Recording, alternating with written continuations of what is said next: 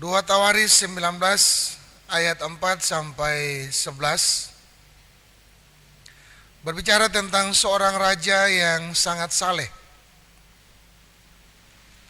Raja yang bertindak berdasarkan pengalaman imannya dengan Tuhan.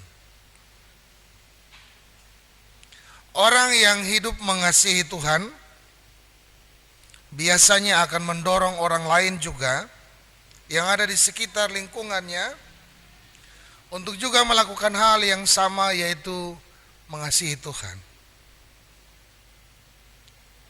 Orang yang hidupnya mengasihi Tuhan akan membawa pengaruh, dampak bagi orang yang ada di sekitarnya untuk melakukan hal yang sama. Bapak Ibu Saudara yang terkasih, kalau orang yang mengasihi Tuhan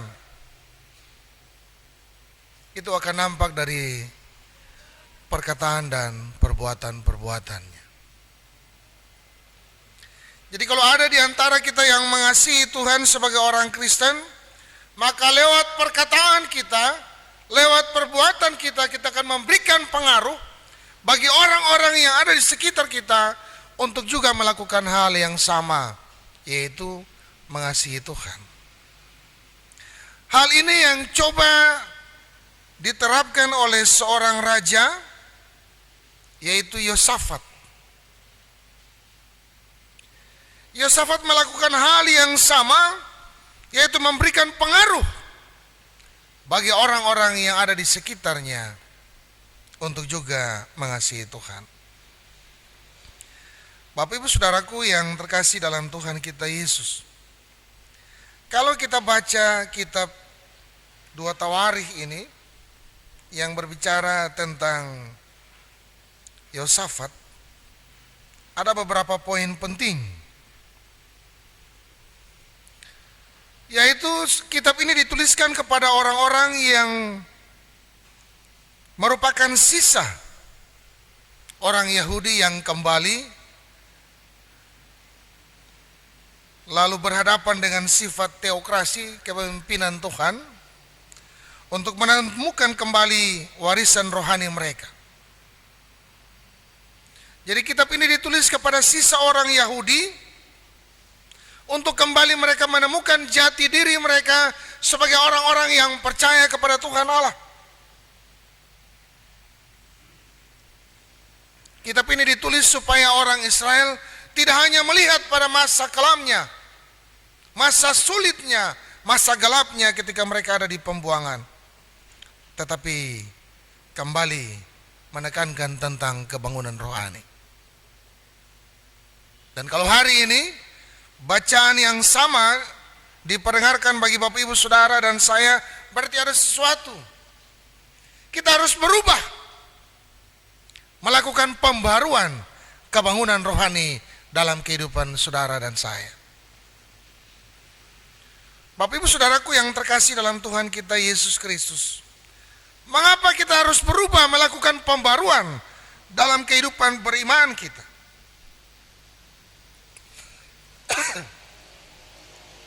Kita belajar dari pengalaman sebagaimana yang dilakukan oleh Yosafat yang mengangkat hakim-hakim. Dasar dia mengangkat hakim-hakim yang pertama, Bapak Ibu, Yosafat punya pengalaman iman dengan Tuhan Allah yang luar biasa. Ketika Yosafat ditegur lewat hukuman yang diberikan oleh Tuhan Allah bagi Yosafat, Yosafat menyadari bahwa hanya Tuhan yang punya kuasa. Ketika dia terjebak, kalau kita baca di pasal-pasal sebelumnya, ketika dia terjebak dengan Ahab, Allah menegur dengan hukuman yang luar biasa bagi Yosafat. Itu hal yang pertama. Hal yang kedua, ketika Yehu menegur Yosafat dan Yosafat menyadari kesalahannya dan bertobat, lalu melakukan pembaharuan dalam diri bahkan kerajaannya. Bapak Ibu Saudaraku yang terkasih dalam Tuhan kita Yesus Kristus, kalau kita baca kitab ini, sejarah ini tentang Yosafat, kita akan temukan banyak dalam kehidupan kita saat ini. Kita biasa lihat atau Bapak Ibu biasa nonton di media sosial, ada beberapa macam kesaksian dari orang yang bertobat, orang-orang yang dulunya hidup di balik jeruji besi, ketika bebas mereka melakukan kesaksian, bersaksi tentang perbuatan-perbuatan Tuhan. Bapak Ibu Saudara, tadi pagi saya nonton di YouTube, itu kesaksian anaknya pemain bola, mantan pemain bola nasional, Roni Patinasarani. Nanti Bapak Ibu buka, lalu Bapak Ibu nonton, anaknya bersaksi ketika bapaknya meninggal, dia tidak bersedih, dia tidak menuliskan di akunnya itu rasa duka cita, tapi dia menuliskan berita sukacita sebab telah berpulang ke rumah Bapa di sorga orang kekasih Roni Patinasarani. Dalam kesaksiannya itu Bapak Ibu ada satu nilai yang penting yang bisa diambil terkait dengan bacaan saat ini, bahwa apapun yang Tuhan buat, apa yang Tuhan rancang, apa yang Tuhan sediakan terhadap saudara dan saya dalam setiap peristiwa, ada maksud dan rencana Tuhan yang indah. Bapak Ibu Saudara, sulit kalau ilustrasi yang saya akan bilang ini akan kita lakukan sebagai orang timur. Kalau ada satu orang yang, contoh ya, satu orang dia kasih HP apa tuh iPhone kah yang nilainya 20 sekian juta ke temannya, dengan dompet yang dititipkan, di dalam dompet itu taruhlah ada 5 juta.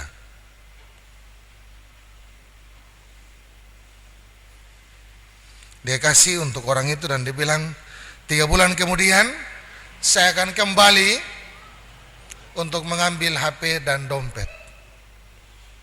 Kalau itu dikasih bagi Bapak Ibu, bagaimana jawaban kita kalau orang itu kasih? Kalau orang itu bilang, pakai saja uang yang ada di dalam dompet itu. Kalau itu terjadi dalam kehidupan kita, kira-kira bagaimana Bapak Ibu? Apa jawaban kita?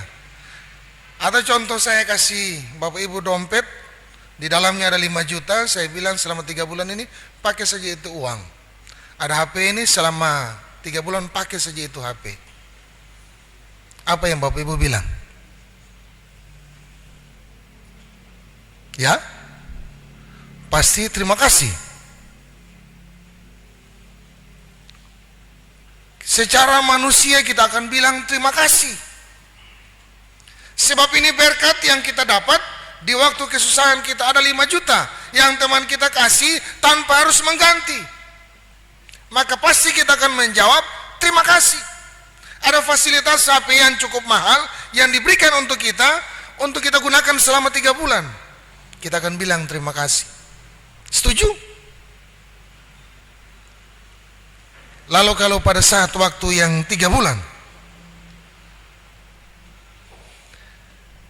orang itu datang dan mengambil kembali dompetnya yang sudah kosong dan HP-nya yang sudah dipakai, apa yang dijawab oleh Bapak Ibu kalau itu terjadi dalam kehidupan Bapak Ibu? Ya? Bapak Haspers, jawaban kita adalah Ibu Rikumahu, pasti terima kasih. Memulai kita bilang terima kasih karena ada 5 juta yang dapat membantu saya untuk kebutuhan hidup saya. Ada HP yang bisa membantu saya untuk berkomunikasi dengan orang lain. Lalu ketika uang itu sudah habis, HP itu sudah dipakai, yang punya datang bilang, mari saya ambil saya punya HP dan dompet. kita akan bilang terima kasih. Itu ilustrasi bagi kehidupan orang percaya. Ketika Tuhan memberikan kehidupan, maka kita harus bilang terima kasih. Kalau Tuhan ambil hidup kita, bilang juga terima kasih. Jangan bilang, Tuhan, saya belum bikin apa dan apa dan apa. 3 bulan dikasih untuk gunakan waktu itu dengan baik. Alkitab berkata, manusia punya umur 75 sampai 80. Maka gunakan hidup itu untuk memuliakan nama Tuhan Allah. Yosafat melakukan hal yang sama. Dia berpesan. Bapak ibu saudaraku, Yosafat berpesan kepada para hakim supaya melakukan yang terbaik untuk Tuhan Allah. Melakukan yang terbaik, hidup dalam takut akan Tuhan, bertindak dengan baik, karena curang, memihak atau menerima suap tidak ada pada Tuhan Allah kita. Bapak ibu saudaraku yang terkasih dalam Tuhan Yesus, Yosafat menyadari bahwa hidup yang diberikan Tuhan Allah adalah untuk mempersembahkan yang terbaik bagi Tuhan Allah. Oleh sebab itu dia berkata, kalau melakukan, dalam bahasa sederhana, kalau melakukan sesuatu, melakukan seperti untuk Tuhan. Jangan kepada manusia, sebab kalau kita melakukan sesuatu untuk manusia, ada kepentingan-kepentingan, ada maksud-maksud. Tetapi kalau kita melakukan sesuatu hanya untuk Tuhan, maka harus setulus hati kita berikan kepada Tuhan. Nilainya di situ Bapak Ibu.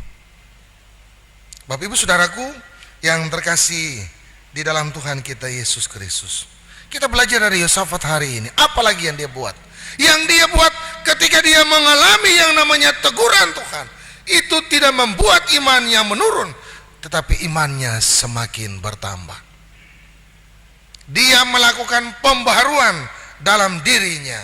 Dia melakukan sesuatu dimulai dari dirinya, memberikan contoh bagi orang lain bahwa dia berubah, dan dia bilang untuk orang lain harus juga berubah untuk baik. Bapak ibu saudaraku yang terkasih di dalam Tuhan kita Yesus Kristus, nilai yang kedua adalah pembaharuan itu dimulai dari diri sendiri. Ya wajar, sebab kalau kita bilang kita berubah, kita bilang harus orang juga berubah, lalu hidup kita sama, tidak ada perubahan, ya podo wae sami mawon, orang apa? Pak Peru bilang begitu. Tidak ada perubahan, untuk apa? Berarti kita tetap hidup terkungkung dalam dosa yang membelenggu kita. Bapak ibu saudaraku yang terkasih di dalam Tuhan kita Yesus Kristus, hal yang menarik dari bacaan kita saat ini terkait dengan kondisi tema yang diturunkan, memperkokoh solidaritas kebangsaan dengan subtema Indonesia Bangkit. Bapak ibu saudaraku yang terkasih dalam Tuhan, bagaimana kita harus bangkit? Kalau kita hanya berseru bangkit, bangkit dan bangkit, tapi kita sendiri tidak berusaha untuk bangkit, ya mubasir, tidak ada guna. Kita belajar dari kebenaran firman Tuhan saat ini. Yosafat ketika menerima semua teguran Tuhan dalam setiap persoalan penderitaan yang ia alami, ia bangkit menjadi seorang raja yang terkenal sangat saleh, melakukan segala sesuatu di bawah terang kebenaran firman Tuhan dengan tulus hati. Apa yang kita bisa ambil pada saat ini Bapak ibu saudaraku, di tengah situasi kita, di tengah pandemi COVID-19 yang menghantui, kita harus bangkit dari kehidupan kita yang lama. Kemarin di tahap yang pertama, orang semua, gereja ditutup, kita buat mesbah di rumah tangga keluarga. Pertanyaannya, mezbah itu masih ada atau sudah tidak ada? Ataukah kita hanya berteriak untuk Tuhan saat kita sudah susah? Lalu ketika kita senang, kita tidak berteriak untuk Tuhan. Kita harus melakukan pembaruan itu, dimulai dari diri kita, rumah tangga, keluarga kita. Bapak Ibu Saudaraku yang terkasih, firman Tuhan ini sangat tegas bagi kehidupan Bapak Ibu Saudara dan saya.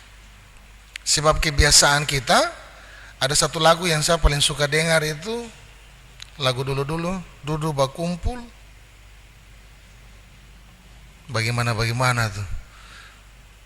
Nah, biasanya orang Indonesia Timur duduk berkumpul, cari kutu, lalu cerita orang punya busuk.